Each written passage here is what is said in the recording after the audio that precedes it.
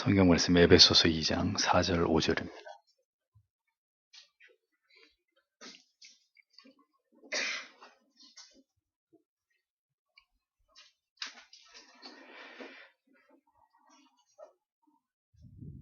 함께 읽겠습니다. 긍휼에 풍성하신 하나님이 그 큰 사랑을 인하여 허물로 죽은 우리를 그리스도와 함께 살리셨고 너희가 은혜로 구원을 얻은 것이라. 아멘. 제14장 칭의의 시작과 그 이후의 과정. 자연인은 죄 가운데 죽어 있어서 구속이 필요한 상태에 있음. 1항부터 6항까지를 살펴보겠습니다. 1항 네 종류의 인간입니다. 칼빈은 사람을 네 종류로 구분했습니다. 첫째는 하나님을 아는 지식을 부여받지 못하고 우상숭배에 빠져있는 사람들. 두 번째는 성례에 참여하게 되었으나 부정한 생활을 함으로써 입으로는 신앙을 고백하면서도 행위로는 하나님을 부인하는 그저 이름뿐인 신자들. 세 번째는 헛된 외식으로 마음의 악함을 감추는 위선자들. 네 번째는 하나님의 성령으로 중생하여 참된 거룩함을 주요 관심사로 삼는 사람들. 그러니까 마지막 네 번째를 제외하면 성경이 말씀하는 참된 믿음을 가진 신자가 아니라는 이야기죠. 첫 번째 해당되는 사람은 전형적인 불택자입니다. 우리가 주의해서 보아야 될 부분은 두 번째와 세 번째 해당되는 사람들이죠. 분명히 신앙이 무엇인지 알고 있었고 심지어 모든 예배와 성례에 참여하고 교회 안에 있었던 자들입니다. 그러나 그들의 삶의 우선순위는 언제나 자기 자신과 세상에 속한 것들이었습니다.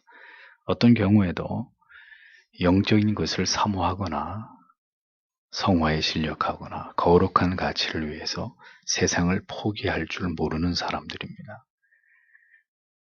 신앙의 형식과 외식을 지키지만 그것은 지극히 형식적인 것일 뿐이고 그의 마음속에는 불신자와 방불한 악함으로 패역하고 강박함으로 가득해서 죄를 짓는 일에 여전히 담대합니다. 다시 말하면 그런 사람들은 거듭난 하나님의 사람들이 아니라는 이야기죠. 우리가 언제나 우리의 영혼을 정직하게 살펴서 우리에게 참된 믿음이 있는지를 점검하지 않으면 안 되는 이유는 이렇듯 하나님의 사람들을 철저하게 신자와 신자가 아닌 사람들을 엄히 구별해 놓고 있기 때문입니다. 하나님의 은혜로 말미암아 온전히 거듭난 자가 아니라면 그래서 언제나 참된 신자가 되어가는 것에 지대한 관심과 마음을 거기에 기울이지 않는 자라면 그 사람은 진정으로 하나님의 자녀라고 보기 어렵다는 것을 깊이 마음에 새겨야 합니다. 하나님의 사람들이 이렇게 인간의 실존에 대해서 적나라하게 그것을 밝히는 이유는 우리를 절망에 빠뜨리려고 하는 것이 아닙니다. 그만큼 우리의 영혼의 문제에 대해서 보다 세심하고 깊은 관심과 마음을 기울여서 진지하게 자기의 구원의 문제를, 자기의 영혼의 문제를 성찰하게 하기 위함이죠. 성경은 이렇게 결코 인간을 의롭다고 말하지 않습니다. 오히려 그 반대로 항상 인간의 전적인 타락과 악함을 적나라하게 밝히고 지적합니다. 인간은 흙으로 지어진 육신에 지나지 않은 존재일 뿐입니다. 그 육신 안에 바울이 말한 음행, 더러운 것, 호색, 투기, 술취함, 방탕함 이런 것들이 가득할 따름이죠. 그것이 모두 사람의 자랑들입니다. 아무리 자신의 인격을 갈고 닦고 겉으로는 도덕적이고 윤리적이고 거룩한 모습을 갖게 되어도 그것으로 하나님 앞에 의롭다 인정을 받을 수 없습니다. 우리의 전적인 타락과 부패는 드러난 행위만이 아니라 우리의 폐부 깊은 곳까지 모두 오염시켜 놓았기 때문이죠. 두 번째로 불신자들의 덕행도 하나님의 선물이다. 불신자들 가운데서 탁월한 인품과 선한 성품을 가진 사람들이 있습니다. 그런데 그거조차도 하나님의 선물일 뿐이다. 칼빈은 이렇게 얘기합니다. 세상에는 악인들만 있는 것이 아닙니다. 불의하고 불법하고 사악한 사람들만 존재하는 것이 아닙니다. 자연인 가운데서도 매우 정의롭고 박애적이고 공명정대하고 검소하고 아주 뛰어난 인내력을, 절제력을 가진 사람들이 더러 있습니다. 하나님께서 그렇게 일반적인 사람들에게도 보편적으로 그런 성품을 베풀어 주지 않았다면 여러분, 세상이 어떻게 유지가 되겠습니까? 전부 다 악당들만 있으면 세상이 어떻게 돌아가겠습니까? 하나님의 자녀가 아니더라도 세상에서 선하고 의롭게 살면서 덕을 행하는 자들이 있고, 또 그들이 세상에서 복을 받는 일들이 일어나기도 합니다. 그러나 그러한 자들의 형통과 물질의 복은 그들이 하나님의 이러한 은혜를 받을 만하기 때문이 결코 아닙니다. 다만 하나님께서 보편적인 의와 공평, 정직, 성실, 정의, 선 같은 가치들을 높이시기 위해서 자연인들이라 할지라도 그런 가치를 따라 살아가는 사람들에게 형통의 복을 주시는 거죠. 그들이 잘 되게 하는 이런 일들을 하나님께서 행하신다는 겁니다. 하나님을 알지 못하는 자들의 바람직한 선하고 의로운 삶도 결국은 그들이 만들어내는 것이 아니라 하나님의 이 같은 섭리와 뜻 가운데서 하나님께서 섭리적으로 그들에게 선물로 부여하신 것일 뿐이라는 거죠. 하나님을 믿지 않는 자들 가운데 선을 행하는 자들이 세상에서 잘 되는 것은 그것 또한 하나님의 일반 은총의 영역 속에서 하나님께서 허락하신 것이라는 겁니다. 그래서 착하고 정직한 사람들이 세상에서 흥하고 악하고 다른 사람을 속이는 사람들이, 불의와 불법을 행하는 사람들이 세상에서 패하는 것을 하나님이 보이셔서 세상 사람들로 하여금 일반적인 교훈을 얻도록 하나님이 그렇게 섭리하신다는 거죠. 그러나 그들은 이 땅에서 그렇게 그들의 행위에 대해서 상을 받고 누리는 것이 전부입니다. 그들이 보여준 선행과 어떤 정의로움이 그들의 영혼을 구원할 수는 없는 문제라는 거죠. 그들이 세상에 드러낼 수 있는 모든 선과 의와 덕조차도 단지 그들을 통해서 세상에 그러한 가치들을 드러내려고 하는 하나님이 그들에게 주신 선물일 뿐이고, 이 세상을 다스리시는 하나님의 보편적 섭리와 은총의 한 부분일 뿐이다라는 겁니다. 그래서 우리가 세상에서 하나님을 알지 못하더라도 착하고 선하게 살아가는 사람들이 세상에서 복을 받는 것을 보면서 그것이 하나님이 이 세상에 드러내고자 하는 하나님의 뜻이라는 것을 우리가 바로 이해할 필요가 있는 거죠. 그렇지만 거기까지다. 그것으로 그들의 영혼이 구원받는 것은 아니다 라는 분명한 이해가 뒤따라야 되는 것입니다. 아우구스티누스의 가르침, 불신자들의 선과 의와 덕도 하나님께서 허락하신 것이란 설명 끝에 칼빈은 아우구스티누스의 진술을 덧붙여서 다시 정확한 진리를 전달합니다. 유일하신 하나님을 믿는 신앙에서 벗어나 있는 모든 사람들은 아무리 덕망이 높다 할지라도 상급보다는 오히려 형벌을 받아 마땅하다. 왜냐하면 그들의 마음의 오염으로 말미암아 하나님의 선한 일을 더럽히기 때문이다. 바로 위의 진술에서 보편적인 선과 도덕과 의를 행해도 세상에서 하나님의 복을 받을 수 있다라는 말을 오해할 수 있기 때문에 아우구스티누스를 인용해서 다시 그것에 대한 오해를 풀고 그것에 대해서 반박을 하고 있는 겁니다. 불신자들에게도 하나님께서는 의의 정절, 우정, 절제, 용기, 지혜를 허락하심으로 인간 사회를 보존하도록 하시는 도구로 하나님이 쓰신다는 거죠. 그러나 막상 인간들은 진정으로 선을 이루고자 하는, 하나님의 뜻을 이루고자 하는 순수한 마음과 동기에서 도덕과 윤리를 행하는 것이 아니라 그들이 그렇게 도덕과 윤리와 법을 숭상하는 것은 자기들의 야망 때문에, 자기들의 공명심과 명예, 그것을 지키는 자기 자신에 대한 대단한 만족, 이러한 철저한 이기적인 부정한 동기에서 그렇게 행할 뿐이라는 겁니다. 그러니까 부패한 마음과 동기로 겉으로 보기에는 가식과 위선으로 그렇게 자기를 드러내고 높이고자 하는 이런 불결한 마음에서 나오는 선행이라면 그것 또한 하나님이 보실 때는 부패한 죄성에 지나지 않는 것이고 자기 자신과 사람들을 기만하는 악일 뿐이라는 겁니다. 그러니까 하나님을 섬기기 위한 한결같은 목적에서 비롯되는 것이 아니라면 그가 어떤 선을 행하든 어떤 정의를 높이든 그가 자유와 박애를 사랑하든 그것은 하나님 앞에서 의로운 게 아니라는 거죠.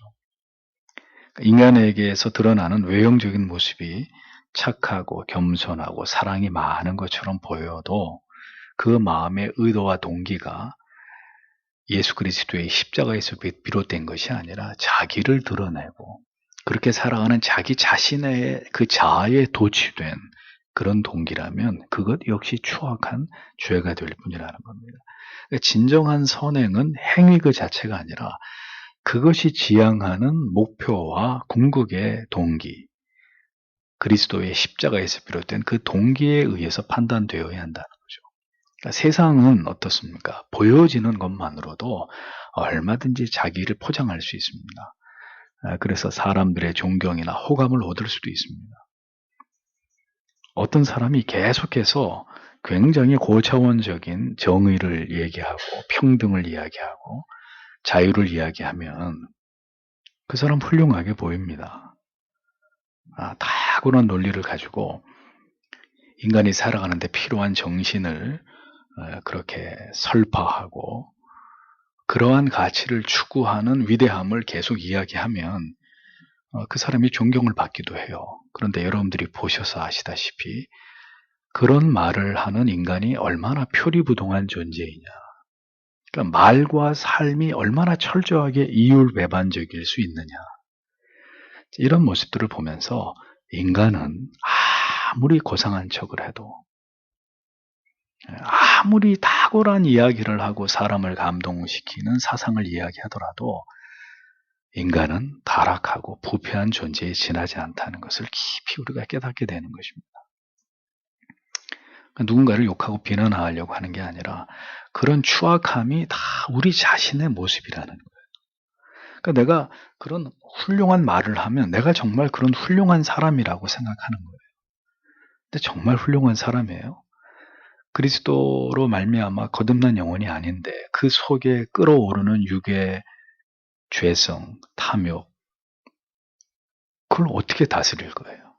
겉으로는 그렇게 좋은 이야기들을 많이 하지만 그 억제하지 못하고 제어하지 못하는 죄성으로 사람들이 알지 못하는 곳에서는 온갖 죄를 저지를 수밖에 없는 그게 인간이라는 거예요. 그러니까 하나님이 없는 사랑, 하나님이 없는 평등, 정의 이런 것을 인간이 떠벌리는 것 자체가 코미디예요. 코미디. 인간은 절대로 그렇게 살아갈 수 있는 능력이 없는 무능하고 부패한 존재에 지나지 않을 뿐입니다. 그러니까 우리가 얼마나 더 우리 자신에게 사람들에게 속아야 그 사실을 인정할 수 있겠습니까? 그러니 누구를 높여요? 에? 누구를 높이고 누구를 추종한단 말입니까? 그리스도 외에 어떤 사람을 우리가 높이고 그를 인정하고 존경할 수 있겠습니까? 그것이 인간의 한계라는 겁니다. 죄인들의 벗어날 수 없는 굴레라는 거죠. 네 번째, 믿음이 없이는 참된 덕행도 없음. 그리스도에게 속하지 않은 사람은 그들이 어떤 선을 행하든 간에 그들은 멸망과 영원한 죽음으로부터 벗어날 수 없는 것입니다. 아우구스티누스의 말처럼 믿음이 없으면 아무리 선행처럼 보이는 모든 것도 다 죄가 될 뿐이다라는 거죠. 믿음이 없으면 아무리 선행처럼 보이는 것도 다 죄다. 육상 선수가 자기가 달려야 될 라인에서 벗어나서 아무리 열심히 달리면 뭐 하겠습니까? 결국 실격 처리가 되고 마는 것처럼 그리스도와의 깊은 교제를 벗어난 성화는 존재할 수 없는 것입니다. 믿음에서 비롯된 삶의 열매라야 그게 아름다운 성령의 열매일 수 있는 거죠. 그렇지 않으면 아무리 좋은 행위의 열매를 나타내 보인다 하더라도 그것은 하나님이 보실 때 회칠한 무덤처럼 가증하고 무가치한 것일 뿐입니다. 빛 좋은 게살구 같은 거죠. 믿음으로 말미암아 하나님과 화목을 이루기 전에 모든 사람의 좋은 생각, 선한 행실, 그건 다 뭡니까? 모두 저주받은 가치일 뿐이다. 이렇게 이야기합니다. 믿음으로 말미암아 그리스도와 접붙여지기 이전에 그 사람이 아무리 좋은 생각을 하고 선한 행실을 베푼다 하더라도 아무것도 아니라는 거예요. 그거는. 유대인들이 왜 하나님께로부터 버림을 받게 되었는지를 우리는 절대로 잊지 말아야 합니다. 히브리서 11장 6절은 분명히 믿음이 없이는 하나님을 기쁘시게 할 수 없다 이렇게 못 받고 있습니다. 그러니까 무엇이라도 하면 하나님이 좋아할 것이라는 무지는 하나님을 모욕하는 어리석은 생각입니다.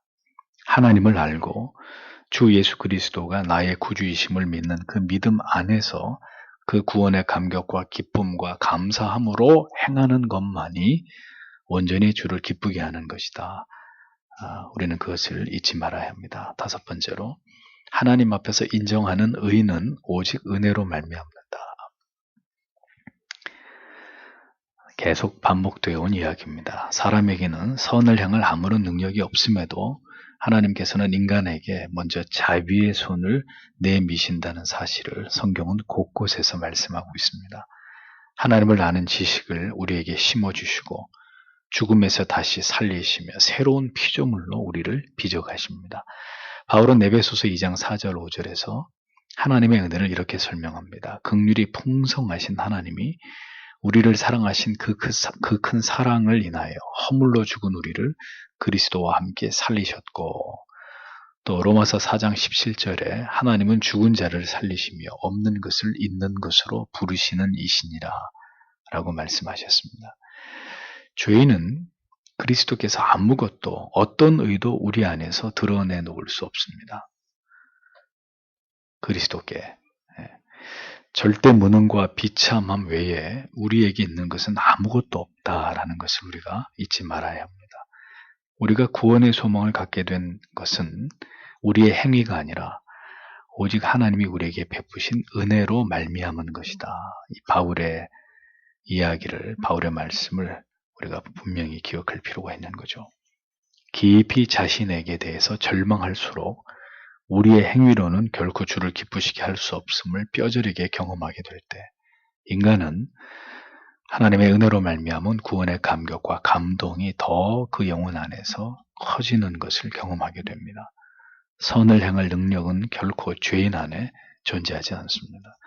우리가 거듭난 하나님의 자녀가 되고 하나님의 은혜가 물붓듯이 부어질 때 우리는 비로소 선을 향할 능력을 하나님께로부터 부여받을 수 있는 그런 존재이죠. 이것을 선명하게 깨닫고 경험할 때 인간은 마땅히 선과 의를 행하고도 자신이 아니라 오직 하나님께만 영광을 돌리게 되는 참된 신자의 겸비함을 갖게 되는 것입니다. 바울의 서신에는 곳곳에서 우리를 부르심이 결코 우리의 행위에 있는 것이 아니라 하나님의 은혜에 기초한다. 이 진리를 곳곳에서 강조합니다. 그렇게 아무것도 우리에게 자랑할 것이 없다는 것을 복음의 융단 폭격으로 완전히 우리를 제압하고 있는 것을 보게 되죠. 인간의 모든 의가 제거된 곳에서 오직 하나님의 긍휼히 여기심만으로 거듭나게 되고 영생을 얻게 되는 것이 바로 이신칭의 구원이다. 성경은 가장 빛나게 그 부분을 조명하고 있는 것입니다. 오직 은혜로 말미암은 구원을 우리의 마음에 깊이 새겨야 합니다. 그리고 삶이 행위가 아닌 진정한 그리스도에 대한 사랑이 우리 안에 있는지를 날마다 확인해 보아야 합니다. 그 열렬한 하나님을 향한 사랑에서 나오는 행위와 의와 선이라야 그것이 우리의 의가 되지 않을 수 있는 것이고 하나님을 기쁘시게 하고 영화롭게 하는 성도의 거룩하고 선한 삶이 될 수 있는 것입니다. 여섯 번째, 하나님께서 우리의 의를 이루심. 이사야 59장 15절에서 16절에 여호와께서 이를 살피시고 그 정의가 없는 것을 기뻐하지 아니하시고 사람이 없음을 보시며 중재가 없음을 이상히 여기셨으므로 자기 팔로 스스로 구원을 베푸시며 자기의 공의를 스스로 의지하셨다. 이렇게 기록되어 있습니다.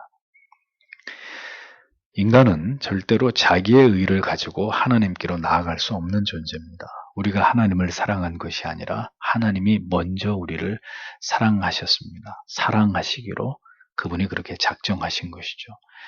그러나 인간에게 의를 기대할 수 없기 때문에 하나님께서는 아들을 통해서 믿음으로 말미암은 성자와의 신비한 연합을 통해서 우리를 의롭다 여기시고 하나님의 자녀로 받아주셨습니다.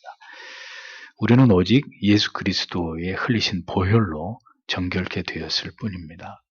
그가 이루신 대속과 율법의 완성, 모든 의의 조건을 성취하신 것으로 말미암아 우리는 그리스도의 의의 전가로 의로운 존재로 칭함을 받은 것일 뿐입니다. 성령으로 말미암아 그리스도의 피로 뿌림을 받아 깨끗하게 되기 전에 우리는 모두 완전한 멸망의 죄인이었을 뿐입니다. 그리스도께서 이루신 모든 율법의 성취, 영원히 단번에 이루신 속죄를 통해서 우리는 죽음에서 생명으로 옮겨진 것입니다. 그리스도가 나의 구주 되심을 믿게 된 그 믿음을 선물로 받은 바로 그 시점이 영원한 죽음에서 우리가 영원한 생명에 이르게 된 그 시점이 된 것이죠. 하나님께서 그 아들을 통해서 이루신 그 모든 의의 조건을 우리가 주 예수 그리스도가 우리의 구주이심을 믿고 고백함으로 우리가 값없이 얻게 되었습니다. 그러므로 언제나 우리는 우리의 믿음이 진실된 믿음인지의 여부를 항상 생각해야 합니다. 우리의 행위가 아니라 우리의 믿음이 진실로 구주 예수 그리스도께서 모두 이루시고 성취하신 그 의를 수납하기에 합당한지를 돌아보아야 하는 것이죠. 그렇게 온전한 믿음을 얻는 일은 오직 성령이 우리 안에서 이루어 가시는 일입니다. 그러므로 우리는 언제나 성령의 도우심과 긍휼히 여기심을 통해서 겸비한 마음으로 참된 믿음을 얻기를 날마다 소망해야 합니다. 성령께서 날마다 우리 안에 역사하셔서 진리를 듣고 깨닫고 기도의 자리에서 하나님을 찾게 하심으로 더 깊은 그리스도와의 교제와 그로 인해서 우리에게 더 분명한 믿음이 뿌리 내려지도록 성도는 언제나 마음을 다해 기도하는 일이 반드시 필요하다는 것을 기억해야 합니다. 하나님께서 어떻게 우리의 의를 이루셨는지, 하나님의 아들을 통해서 어떻게 그 의가 우리에게 전가되었는지를 올바로 깨닫고 믿는 것은 우리의 영혼이 영벌에서 영생으로 옮겨지는 매우 중요한 문제입니다. 그 일이 한 영혼 가운데 명확하게 일어날 때 우리는 그것을 성도의 구원이다 이렇게 말하는 것이죠. 우리가 진정으로 구원받은 성도인가? 이 모든 진리를 붙들고 하나님 앞에서 부디 그 답을 얻을 수 있도록 진지하고 간절히 주의 은혜를 구하는 그런 성도들이 되기를 원합니다. 기도하겠습니다.